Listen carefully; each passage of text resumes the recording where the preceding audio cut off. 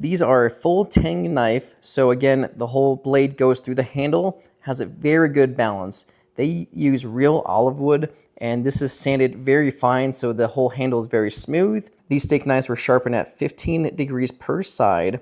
Very thin steak knives, and these are going to cut through any protein that you have very, very nice. We're going to test the sharpness, so we're going to cut this as slow as possible to make sure the machine can read this properly.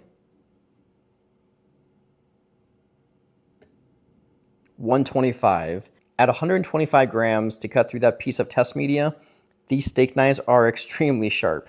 They use high quality steel, the knife is very thin, so this will cut through any protein that you choose. What I like about the steak knives is that it's a flat edge. So there's no micro serrations that get dull over time that are very impossible to sharpen. So once these knives do get dull, I can put a fresh edge on it very quickly. The handle feels really good. The handle fits my hand very well. The knife is lightweight, and they use real olive wood in their handle, and this is so far an incredible steak knife.